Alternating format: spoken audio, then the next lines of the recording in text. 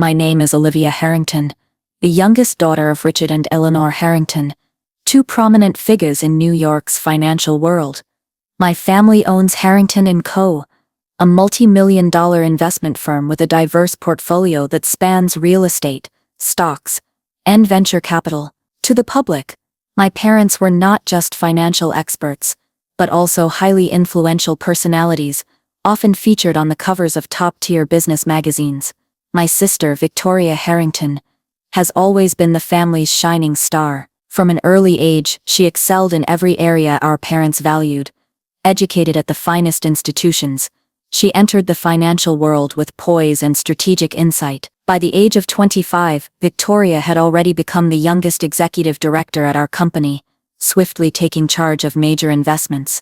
With her flawless image, sharp intellect, and commanding presence, she was seen as the perfect embodiment of the Harrington legacy. As for me, I never quite fit into their world. Even as a child, I felt like an outsider among spreadsheets, stock reports, and hours-long meetings.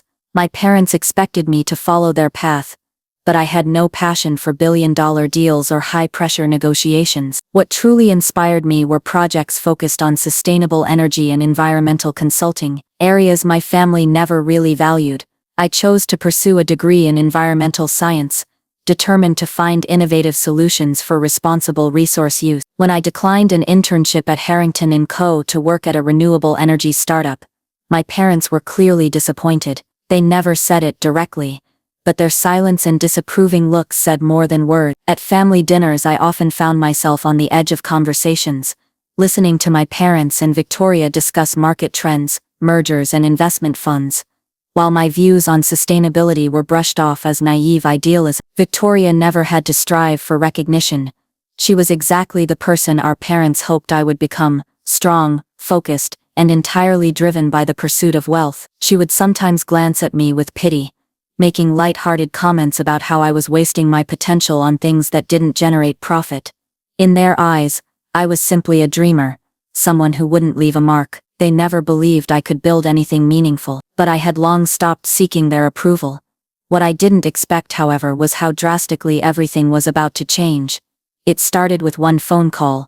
Early on a cold February morning, I was in my office, finishing a report on energy storage innovations, when my phone buzzed. Victoria's name appeared on the screen. She rarely called me, which immediately raised concern. "Olivia," she said, her voice quieter than usual. "I'm at the office. What's wrong?" I asked. There was a long pause and my chest tightened. "Mom and Dad," she took a shaky breath. "There was a plane crash. No one survived." I froze. Her words hit like a wave of cold air. "No, that can't be," I whispered.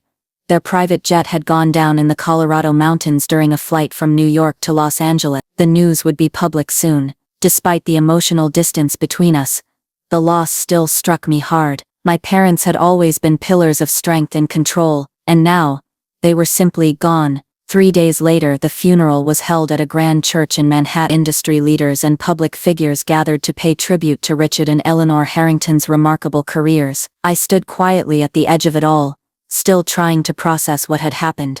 But the grief was soon followed by another blow. 2 weeks later, I was called to our family attorney's office for the official reading of the will. The office was located in a towering building in Midtown. When I arrived, Victoria was already seated, poised and confident. Across from us sat Albert Sterling, our family's longtime lawyer, a man who had been present through countless deals and family milestones.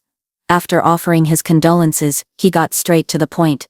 "According to the final will and testament of Mr. and Miss Harrington," he began, "all company shares, properties in New York, Miami and London, as well as investment and liquid assets, are to be transferred to Miss Victoria Harrington."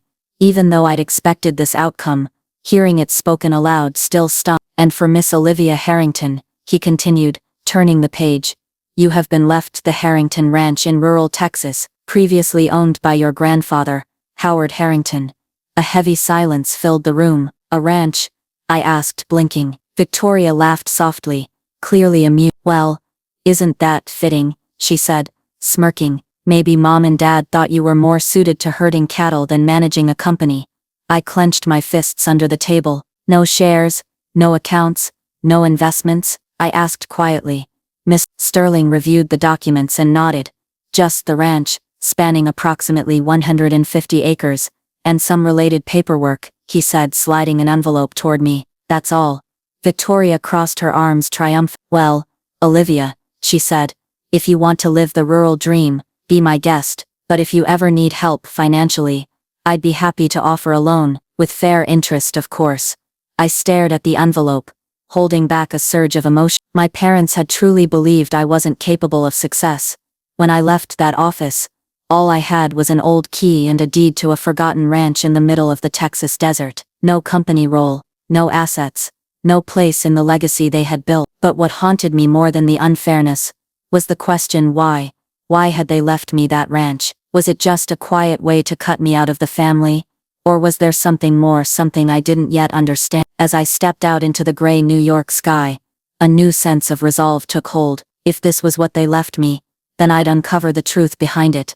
3 days later, I booked a flight to Texas. After 3 hours in the air, and another 2 driving down dusty roads, I finally reached Harrington Ranch. A weathered wooden sign stood at the entrance, its faded letters barely legible. Beyond it stretched a vast sun-scorched landscape, dry fields, scattered cacti, and an aging 2-story farmhouse standing alone in the stillness. I stepped out of the car, taking it all in. No movement, no sound, just the wind whispering through the trees. This was my inheritance, and somehow, I knew this was only the beginning. I took a deep breath and walked toward the main house. The wooden door creaked as I pushed it open, revealing a space cloaked in dust and the scent of aged timber. The interior was simple, seemingly untouched for years, yet oddly, everything remained in place, as if someone had just stepped out and never returned.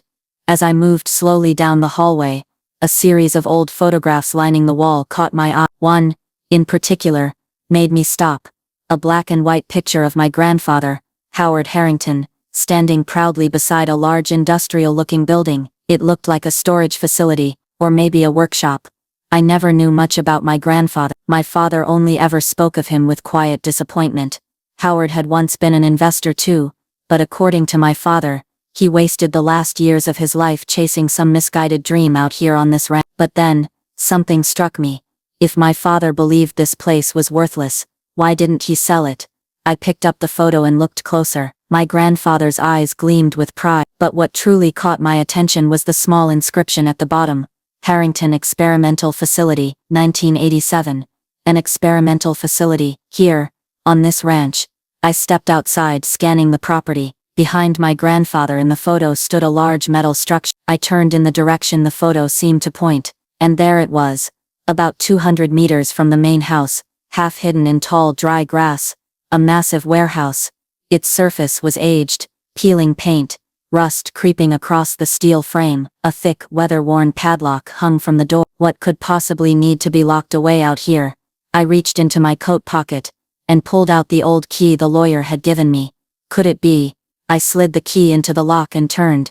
Click, the padlock gave way with a soft snap. The door groaned as I pushed it open, revealing a dim, dusty space inside. Sunlight streamed through cracked windows, cutting across rows of wooden shelves, rusted equipment, and metal containers.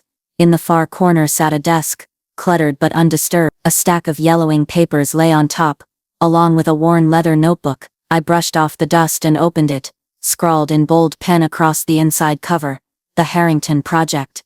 My heart pounded. I flipped through the first few pages. Geological surveys, hand-drawn maps, calculations, layered with field notes. One word kept appearing over and over again: lithium. I froze. Lithium, a key element in rechargeable batteries, electric vehicles, energy storage. One of the most sought-after resources of the modern age. Was my grandfather searching for lithium?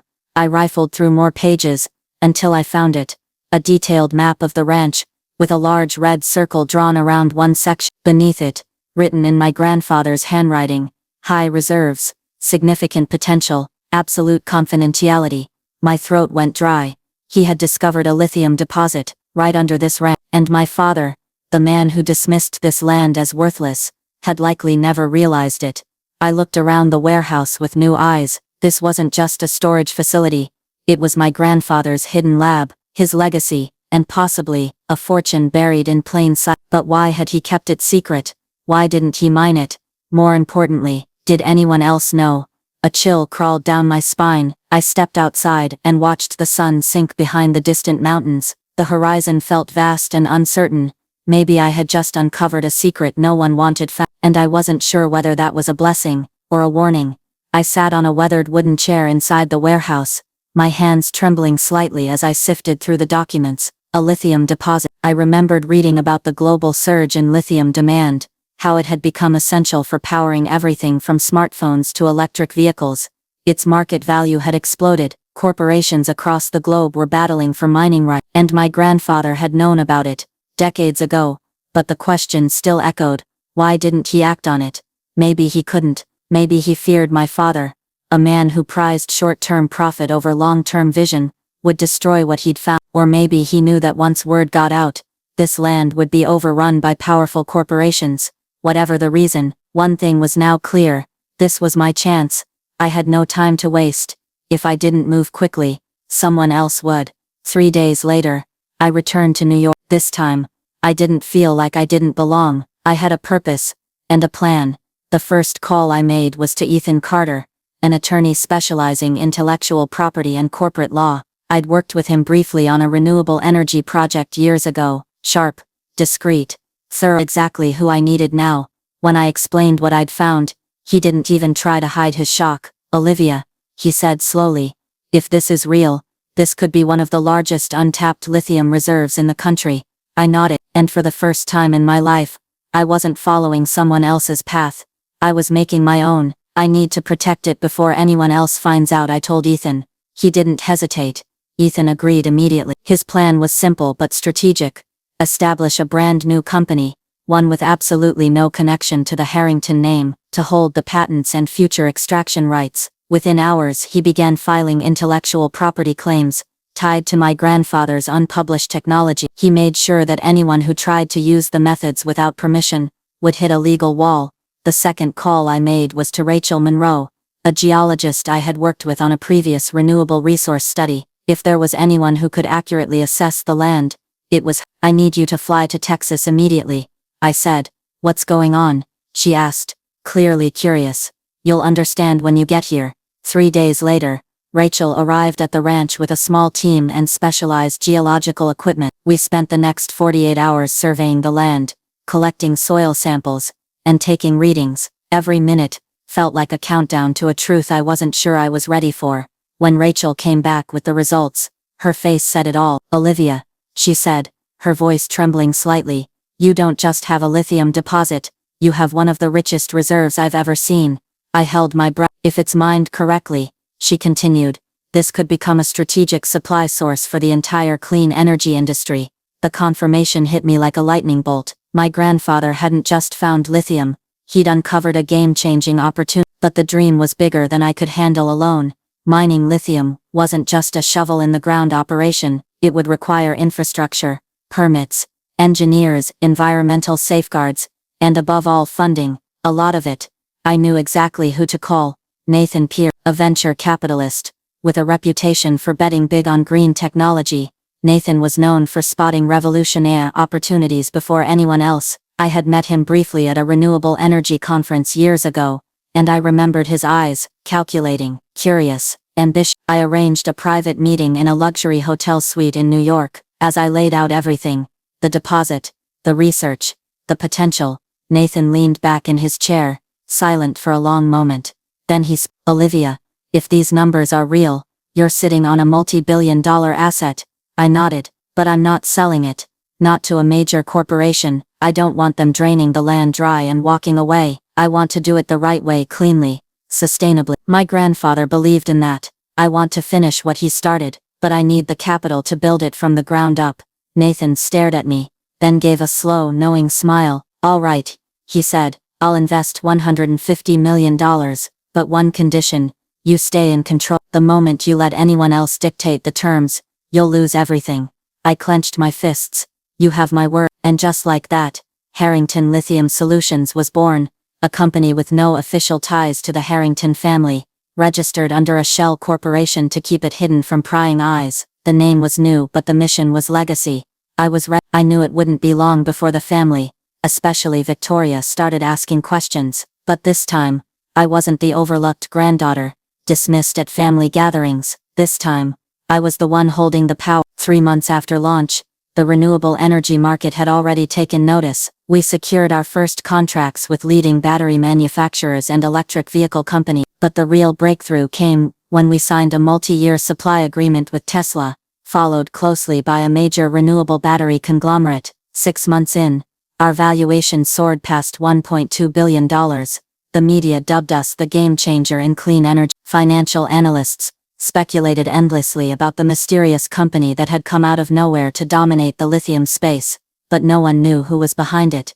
I had been meticulous. No Harrington name, just a shell company with airtight privacy protections, and a clean corporate front. But secrets don't stay buried forever. One morning, as I sat in my office reviewing the latest geological report, my phone rang. Victoria Harrington. Her name lit up the screen. I stared at it, heart pound. The storm I'd been preparing for had arrived. I took a deep breath and answered. Olivia, she said. Her voice was cool, deliberate. I need to confirm something. I smiled, my voice calm and deliberate. I'm not refusing, I said, pausing just long enough for her to hope. I'm reminding you. Another silence. Victoria, I continued, you taught me something valuable that day in the lawyer's office. Never give anything away for free, especially not to someone who wouldn't hesitate to take everything if the tables were turned. Her breath caught, barely audible, but there, for the first time in our lives, she was no longer the one in control. Then what do you want? She asked, the steel in her voice cracking just slightly. I leaned back in my chair. I want you to understand something. I said, that penthouse. It was never about the view, the luxury, or the symbolism. It was about power. You used it to hold court, to manipulate deals, to remind people who you were. But now, I own it. I hold the keys to everything you once used to keep me in the shadow. I heard nothing on the other end, just breathing, heavy, contained. So no, Victoria, I'm not selling it back, I said softly, because some things aren't for sale. Click. I ended the call before she could respond. I smiled, savoring the sweet victory. No, Victoria, I was simply reminding you that the world moves fast. Then hung up after losing the penthouse. Victoria continued to struggle with her failing investments. Harrington & Co. gradually fell into crisis. The meteoric rise of Harrington Lithium Solutions caused major investors to turn away from her company. They no longer believed in real estate and oil. Instead, they poured their capital into clean energy, where I was leading the charge. In less than a year, Victoria, once at the helm of a financial empire, was forced to sell off more assets, just to maintain cash flow. Meanwhile, Harrington Lithium Solutions became a dominant force in the lithium mining industry. Not only had I retained full control, but I also expanded operations, developed new technologies, and secured even more strategic contracts. I didn't need ruthless revenge. My success was the clearest answer. One winter evening, as I sat in the penthouse that had once belonged to Victoria, I received a message from her. I was wrong, but you've changed a lot too, Olivia. If you ever want to talk, I'm still your sister. I stared at the screen for a long time. A part of me wanted to respond, but another part knew we were no longer the sisters we once were. I had spent my whole life seeking validation from my family, but now I realized I didn't need it anymore. I set my phone down, stood up, poured myself a glass of water, and gazed out the massive window. New York City still shone as brightly as ever, but this time, I was no longer standing in the shadows. I stood by the window of my new penthouse, looking out over the dazzling lights of New York City. The glow of the skyscrapers reflected off the glass, reminding me of the years I once felt lost in this place. But now everything had changed. I was no longer the girl my family dismissed, the one excluded from important conversations, the one they deemed worthless in their world. I had built my own empire, and no one could take that away from me. The phone on my desk vibrated, pulling me from my thoughts. I glanced at the screen. It was an email from my old high school with the subject line, "Special invitation guest speaker for this year's graduation ceremony." I raised an eyebrow and opened the email. "Dear Olivia, we, the organizers of this year's graduation ceremony, would like to invite one of our most outstanding alumni to return as our guest speaker. The theme of this year is finding value in what's overlooked, and we believe your story will inspire many students, especially those who feel underestimated or unrecognized. We hope you can attend. Sincerely, Principal Sullivan. I stared at the screen, reflecting on the words, finding value in what's overlooked. I let out a quiet laugh. It was a theme perfectly aligned with my story because I had been overlooked. I had been underestimated by my family, dismissed as an outsider. And yet from the land they abandoned I built a billion-dollar company, revolutionized the lithium industry, and became an unshakable force in the clean energy revolution. I no longer needed my family's validation. My success spoke for itself. 2 weeks later, I stood on the stage at my old high school's graduation ceremony. Hundreds of students sat below, eagerly waiting. Some of my former teachers were also present, a few of them recognizing me and nodding in acknowledgement. I approached the podium, feeling the weight of every gaze in the auditorium. Taking a deep breath, I began, "Hello everyone, my name is Olivia Harrington, and many years ago I was sitting exactly where you are now." A few murmurs spread through the crowd. Perhaps some students had heard my name in the news. When I was a student here, I believed that in order to succeed, I had to follow the path that others had set for me. I thought that if I didn't fit their definition of success, I would never achieve anything meaningful. But I was wrong. The room fell silent. I continued, my voice growing stronger. I was underestimated. My family owned a major financial empire, and they believed that if I didn't follow their path, I would never accomplish anything significant. When my parents passed away, my sister inherited everything. And me, I paused, scanning the audience. They left me an old ranch in the middle of the Texas desert. A few students chuckled, while others widened their eyes in surprise. They thought it was worthless. They believed I couldn't do anything with it, but they were wrong. I let my words sink in before continuing. I refused to let others decide my worth. Instead of complaining, I chose to look deeper into what I had been given, and I discovered it wasn't worthless at all. I locked eyes with the front row where my former teachers sat, listening intently. As it turned out, the land they dismissed as useless contained one of the richest lithium reserves in the U.S. Because of that, I built a billion-dollar clean energy company, becoming a key supplier for some of the biggest technology firms in the world.